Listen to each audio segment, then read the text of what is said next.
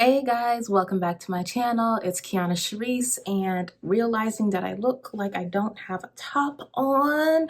I have a romper on. Oh no. Yeah, welcome back to my channel. Today I'm gonna be doing another anime and a sleigh, but a different vibe this time. So I want to talk about the Promised Neverland. Now, the first few minutes are going to be spoiler free, so stick around if that matters, and I will definitely let you know when I'm about to start spoiling things.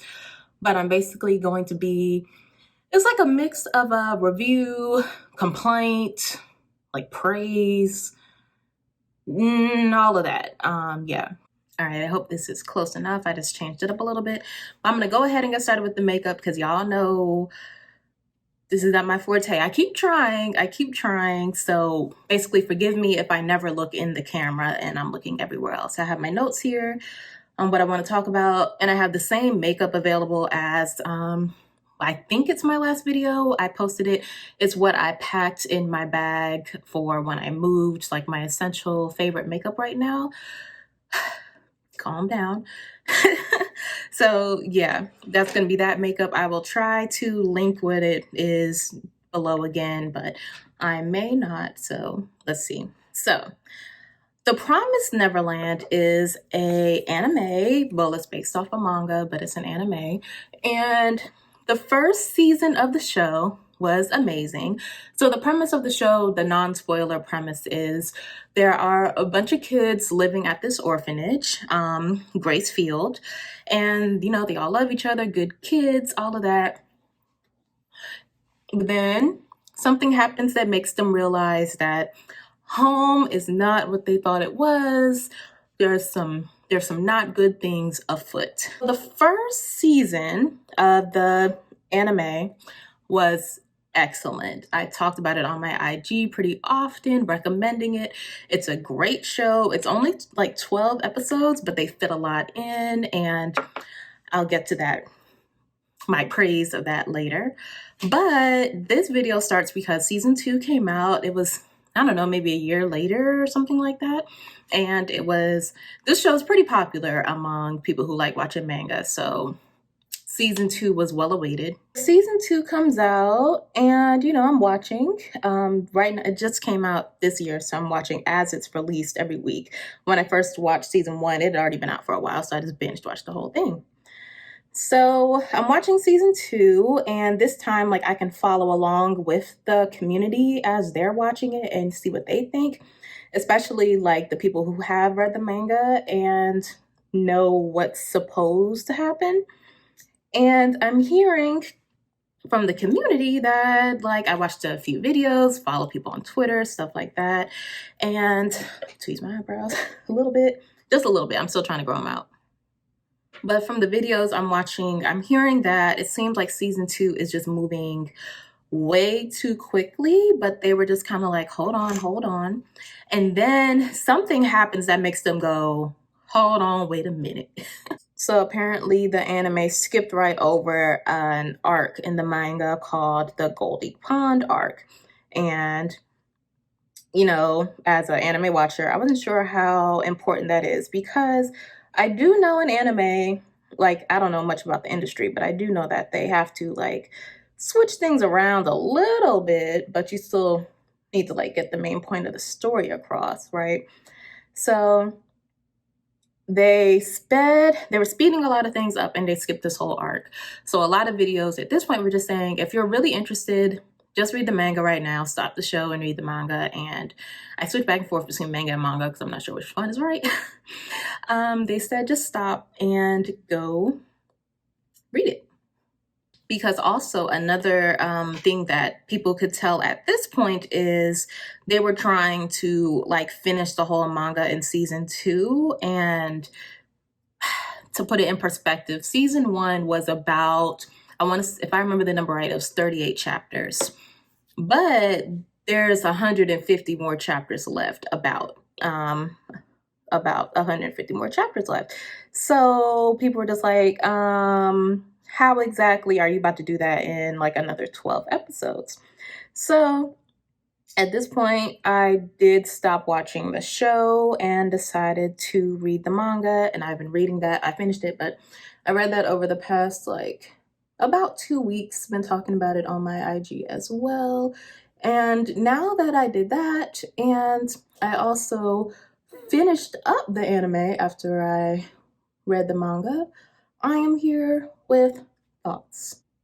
And my hand is like literally tremoring while I'm trying to hold the hand mirror.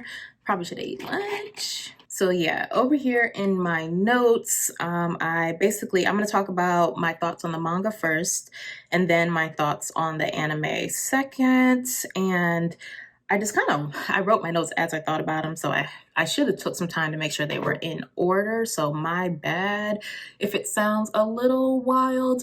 Like if you haven't actually read or seen it yourself, you're gonna be like, what am I talking about? So in that case, I'm gonna timestamp my final thoughts. Okay, let's remember that I did that. But yeah, if you just want to hear me chat, of course, stick along. And this is about where the spoilers are going to start. So I started where they told me season 2 starts in the manga. I started reading there, but after like 2 chapters, I said I'll just read it from the beginning because it's really not that much more. So I did read that again, and I felt like, I guess speaking about the anime, the season 1 was adapted very well. I did not feel like anything was missing that I picked up on. And I also just like, in manga, they do have like little side stories, little notes on the side, stuff like that. Sometimes I just wanted to catch those while I was there. My only, I don't know if it's my main criticism, but I just felt like there were parts where the manga was a bit repetitive. Like the kids would often just, can you hear the fire truck? I hope not. The kids would just be like, we're gonna live, we're gonna survive because we're family. And they would just like, it's like, I got you the first like 10 times. Like, I know y'all care for each other, and you know, y'all are gonna be resourceful and survive out in the wild. This is after they escaped the farm, of course. And well, even in the first season, they were doing that just a little much, and it was just like the cheese factor can be laid on a little thick. I'll say that. I'm just doing stuff in my eyes. I actually have no plan. I will say one of the reasons I don't read manga a lot, which applied to this story, is it is difficult for me to like tell what's going on in fight scenes. So with the demons, like it was kind of hard for me to make out what was going on, and any like big fight scenes, especially involving the demons, I was just like, I don't know what's happening. I just had to get the context clues from the next panel because I just could not see it. So like I really couldn't see it. So that's just another reason why I generally don't read manga. But a good part of reading manga, so I read on my iPad, so that just shows you one page at a time versus like the book, you see both pages. So each time you slide, you just, it brings up a new picture. So one part where Isabella, mom, is suspecting Emma and the kids, and if I can find the picture, I'll insert it, but she's like bent over looking at Emma, and it's like you slide the page and it's so shocking. Like that was good. It was good in the anime too, like they did well, but something about it in the manga was just like it just got me, especially just because I didn't know that was about to happen. Well, yeah, so that's back in season 1, but my notes are all out of order, so sorry. My next note was about Peter Rattray, and I said, did he deserve the grace that Emma tried to give? Now, Emma, for someone like me, I'll just talk about Emma. She's so positive, and so we can do it, and so we believe in people. Like, she had me kind of checking myself, like, am I a bad person? Because I don't know, you just gotta sometimes you just gotta survive. And Emma, she's one of those characters she will definitely try to die before she leaves anyone behind, which is admirable. But sometimes it won't nothing but luck that saved you. It was not like there was definitely some lucky situations. She did grow on me for sure. Like, I liked the character, but when it came to Peter Rattray, like, when Emma extended her hand to Hugo, and I may mess up some names. Like, I'm terrible with names already, but this cast of characters is a whole lot of names I just learned in the past 2 weeks, so sorry. But Yugo, when she extended grace to Yugo and was just like, let's live together, that, I could see that, because you could see the way he acted was pain from things that were not his fault. Is that where I'm drawing the line? Because with Peter Rattray, he also just fell into place where his life took him, like his life was planned out for him before like he was ever born. Like, this is what you're gonna have to do, is maintain this promise. But Peter's brother, once he learned the truth, he did choose a different path. He made a different way. So I just got really stuck on, did Peter deserve that hand from Emma, that let's live together from Emma? And I'm not even sure what makes him different, because when she extended the hand to Mom, I felt like that was different than Peter's. Peter is in a different category to me. And what might be different is Mom was just trying to survive. I mean, everyone was just trying to survive, but Mom was just trying to survive the hand that was dealt to her. But she did love those kids. I do believe that in the way that she was allowed. Like, I feel like she did have genuine feelings for those kids, and that's why they were able to be these special kids. But Peter is like, he saw them as food to the very end, and he saw himself as more than to the very end. So I'm not articulating this well. Ooh, this video's already kind of long. But that just really gave me pause. Like, am I not being a good person, or is Emma doing too much? So yeah. I did like the inclusion of, it was one page, which I wish I had screenshotted it, but it was talking about right after the conversation with Peter, well, in that conversation, and it was just like, what if we could see each other without our preordained standings in life? Could we just be?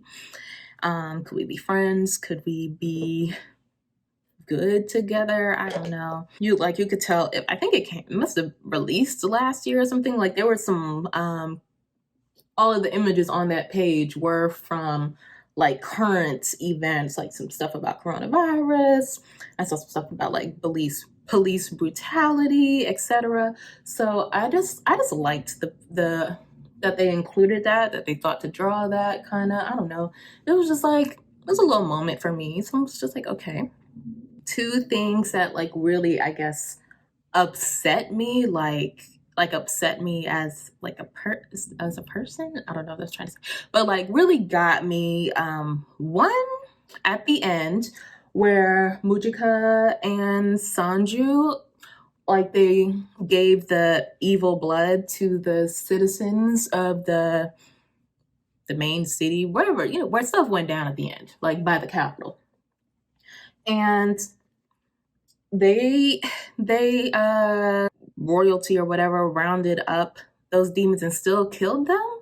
That just made me feel, away, because like, it already happened, what, 700 years ago, and for it to happen again was just like, it really just hit me like, bruh, I know everything can't have a happy ending, but I felt like that, I don't know, I just felt that shouldn't have happened. I didn't like that. And the other thing was the depictions of the mass production farms. I truly looked at those drawings, and I just felt like that was beyond inhumane. Like, it was just really kind of sickening.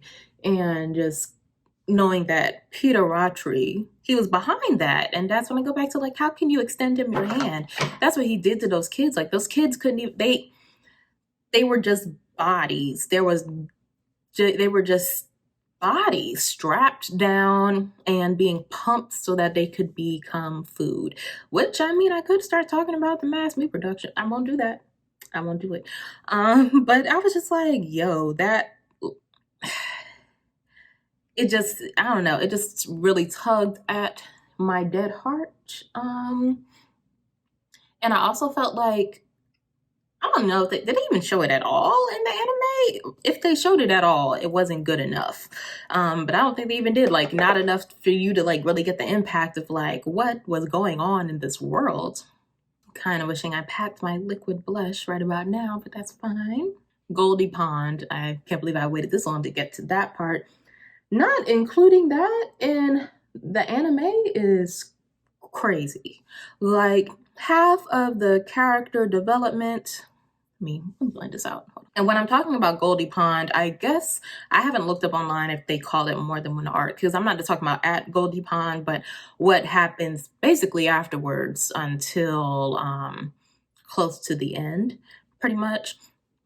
Like, I truly don't even understand how that got cut out, because I mean, I very much enjoyed it as far as giving me like a huge cast of characters. Like, so many new people joined. We learn different people's motivations, how the characters grow over that bit of time, because it was what, like a year. And like, even just stuff like learning information about the demons and how like their society works and why are they doing what they're doing. Like, you barely get anything about them. And I feel like, you know, the average viewer is gonna want to know more information. Like, who are these creatures? Like, what's going on over there? I don't know. I just feel like there's so much information. Like, how do you survive? How did they fight the demons? How do they learn how to get around without attracting wild demons' attention? Like, giving us more examples of wild demons versus demons who have eaten humans and who haven't degenerated. Like, I feel like all of that stuff is crazy important. The cast of characters that we got, it was a great arc. And cutting it, no entiendo, okay? I did not love the ending. I didn't.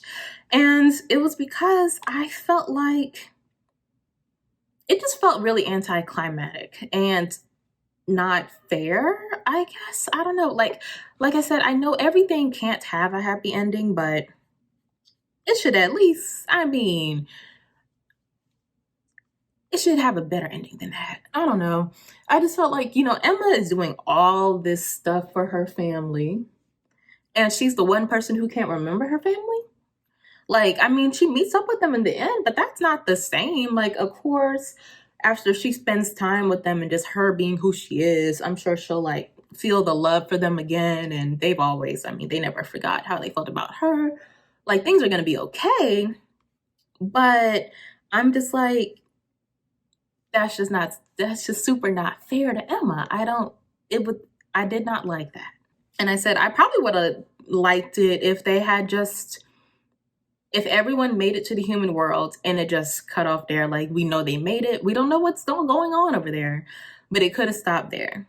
Just the way I felt like season 1 could, if it had to, it could have stopped with them escaping the farm, not knowing what's past the farm, but just knowing that they made it. That could have been a stopping point as well. Like, it would have been okay. Just like if they had all made it to the human world and they didn't tell us what was going on over there. Like, that could have been okay. So that about wraps up my thoughts on the manga. Overall, I very much enjoyed it. And I mean, I think the ending could have been better, but overall, I would give it at least an 8 out of 10. Now, moving on to the anime. Season 1 was pretty much perfect. It had everything that you wanted. It was adapted well, but it was produced and animated well. I don't know much about like what they actually do to make a show, but I know they did what they had to do there. Like, first of all, I'm very big on appreciating the music in a show and how music can really set the mood, like, completely. It can completely elevate a scene. Music was great. The directing and the movement of the camera was good, like very unsettling. Like, if you weren't actually looking at the TV the whole time, you would miss it. But for example, they will be talking, then it will close up on Norman's face, then zip back, but it'll only be like for a second. And it was like those quick cuts made it very uncomfortable and like set that unsettling mood, like, and just the zoom in on Connie's face all of a sudden. It's just like those things really add to a show. And I'll just say season 1 was excellent. Think about the music now, like their little theme song. Like I don't know, it brings up, like, you know what's about to happen when you hear the music. Like I think about that with Attack on Titan. As soon as they play the track, I'm like, I already know what this is about to be. Okay, so let's talk about season 2, which is, I guess, the whole point of this video. Well, not the point, but you know. I think I've talked enough about how Goldy Pond, cutting that out was very much a mistake that doesn't make any sense to me, but that leads to a lot of things. Like some of the stuff the characters are doing, it doesn't make sense because they haven't had that growth. They haven't had those experiences to like make them do those things. Like, for example, Norman's crew, like the people from Lambda, then it's like one day we hate the demons, next day, I mean, it's all right. And it's like, it's been one episode. No, you didn't go from eating the demon's leg to saving them the next day. You know what I mean? Like, cutting out Goldy Pond cut out a lot of that. And it cut out a lot of good characters like Hugo and Lucas, for sure. I think them being in the story was critical to the story building. Oh, let's talk about the not having the promise in there, the second promise. So they talked about the promise that humans made with demons, the Ratu clan made with the demons, but not about the promise that was made with the kind of god that's over demons. And I feel like that's half of Emma's motivation for a significant part of the story. So to just cut that out, it's like I said, like when I was talking about how we don't know the demon's motivations, it kind of leads into that. Like it feels like just a very big hole into what is happening here and why. That was definitely a misstep. I did say that I did not mind the addition of that older demon. I know his name started with a V, like the one they met at the temple who was important at the end. I did not mind him as a device to move the plot along because I do acknowledge that sometimes you do have to speed things up at least a little bit. I did not mind the use of him, but I did mind the way he was used a little bit. I felt like, I don't know, it just felt like I understand he was there to speed things up, but it felt like things just sped up way too quickly for my taste. I don't know, like in using his granddaughter as the kids are demons too. I felt like it kind of lessened the message because it was like we only see you as people because of a cute kid, not because in the manga we're talking about how they have a family unit and they're looking out for each other and like they treat each other like family. And the reason that Emma could kind of deal with them and didn't want to eradicate them is the fact that they are acting like humans in the sense that they only eat humans so that, well, most of them only eat humans so that they can keep their intellect and to survive and to feed their families the same way humans eat animals. You know, it's like we're just eating to survive. Now there are some demons who are just eating, you know, for sport and for thrill, and that's different. Talking about Peter, like basically everything I said about in the manga before, recall that please. I felt like we did not have enough time to hate Peter Rotary. Between just him like showing up in one episode, like did he show up like one episode before he died? Maybe. But between that and just not showing the effects of everything he did, like the mass production farms, which I think was the most cruel, and him not only trying to do that, but trying to like do more of that. I don't know. I felt like it just went way too fast for us to even like really care about who this man is. And speaking of Peter, I didn't write this down, but Minerva, we didn't get to hear much about, like, we know what he did for the kids at first, but we didn't really get to hear all about like what he really tried to do for the kids, especially like building the original Goldy Pond, which was supposed to be somewhere safe, another safe space for the kids, stuff like that. It just moved way too quickly. I did say that the way Emma forgave Mom, though, did actually make me tear up. But I wasn't sure if I would still feel that way if I hadn't like literally just read the scene in the manga like the day before. I don't know if I would still feel, I don't know if it was just feelings left over from reading the scene or if it was actually just done really well in the show. Also, I didn't really see in the manga, but they do have like extra one-shots that kind of give a bit more about Isabella and Crone and stuff like that. And I just like extra bits to see their motivation and just kind of you seeing their life, I think is important to understanding them. And the ending, I wrote down before I got to the very end that it was giving me FMA vibes. So Full Metal Alchemist, which I actually did a video on, the first one, they didn't know the ending, so they just made up their own, and the ending was just like not good. And that's what they did in this anime. I'm just like, what you doing, girl? They already, I mean, I thought the first one wasn't that great, but this is even worse. And I only have one more point left to make. So I'm just going to put some highlighter on, and I think I'm going to attempt to flat iron my edges, and I'll be back after that.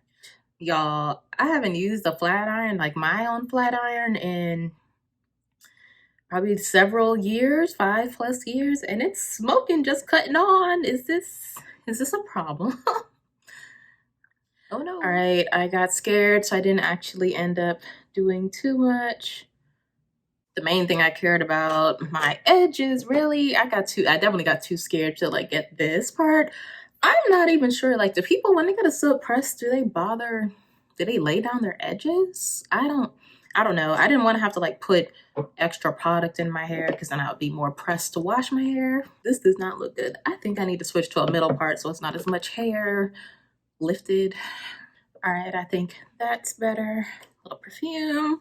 Okay, so let's get to the ending, which really, like, I was displeased, but that really took me over the edge because it's just like, if you need 3 seasons, just say that, because the first season did so well, and I don't know much about anime production, but I feel like that tells me like you should get the budget to do 3 seasons. Like the whole Goldy Pond should have been season 2, and what came after it could have been season 3. It could have been 4, but I would have been satisfied with 3 seasons to get through what we needed to get through, because what really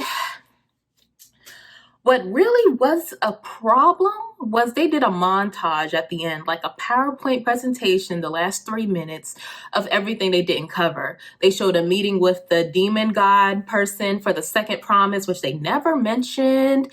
And they just showed all this stuff. And I'm like, if you didn't read the manga, you would have no idea why that's even in there, because there was no mention of it. It's just like, what are you doing?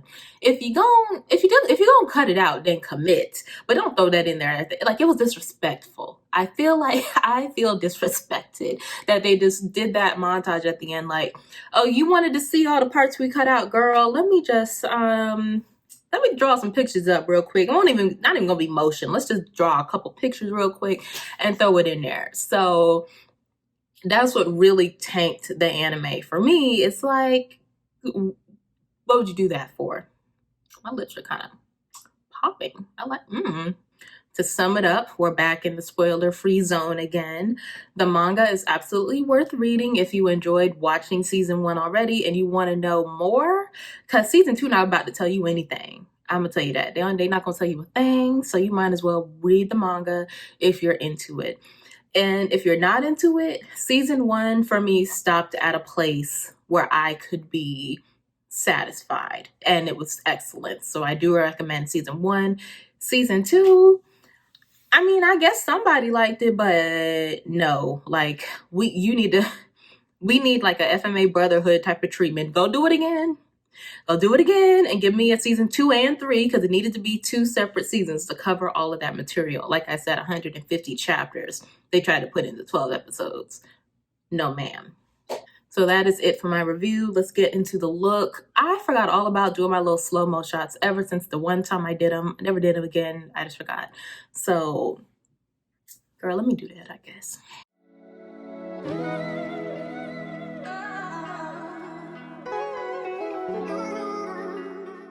All right, that felt insane, but hopefully something looked good out of that.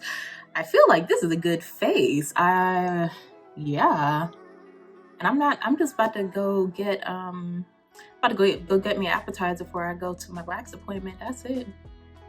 Darn. I'm gonna take a few pictures, but I ain't got time for it. Darn. Anyways, I hope you enjoyed this type of video, and if you're interested in this type of content from me, please let me know down below. That I would like to hear it if you are. And yeah, if you did like the video, please like the video and maybe subscribe to my channel and turn on post notifications so you don't miss when I drop another one. But yeah, I will see y'all. Oh, wait, no.